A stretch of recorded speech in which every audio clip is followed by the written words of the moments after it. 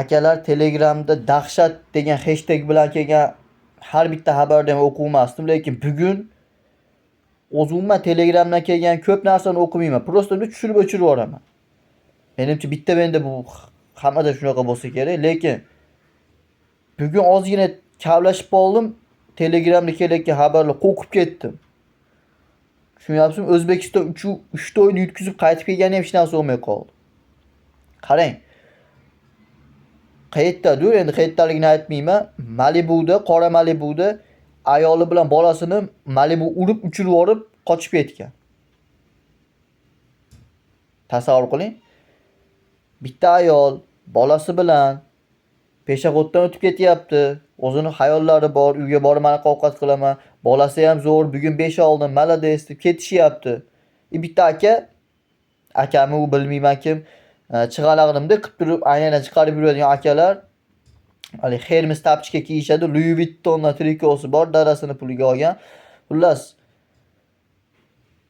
kelyapti-da, prosta hali politsiyskiga duqurdan o'tganda odamni urib o'tib ketyapti. Reaksiyasi ham bunday bo'lgan bo'lsa kerak. 150 da kelyapti-da, odamlarni urib tushirib yubordi. Pachaqlab yubordi odamni. Ozgina qon to'yib qoldi. Malibu'da yana yuvishim kerak deb o'tib ketgandir, uni maksimum reaksiyasi ham ashida men tasavvurim bo'yicha. Uni bunday o'tkazib olib turib, keyingi xabarga shunday kirsam Telegramdan. Kam oylik erta o'limga olib keladi deydi. Sizlar o'ylaysizlarmi? Bu xabarda 1 million ishlayotgan odam ham ko'rishi mumkin.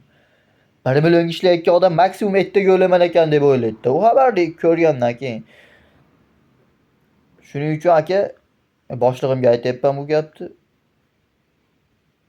Tezroq ko'tarmasak bo'lmaydi, oylik charchimga moq tushyapti.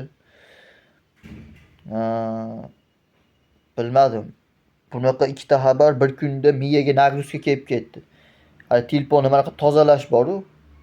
Miyada unaqa tozalash yo'q, shuning uchun tezroq esdan chiqarmoqchiman bu narsani.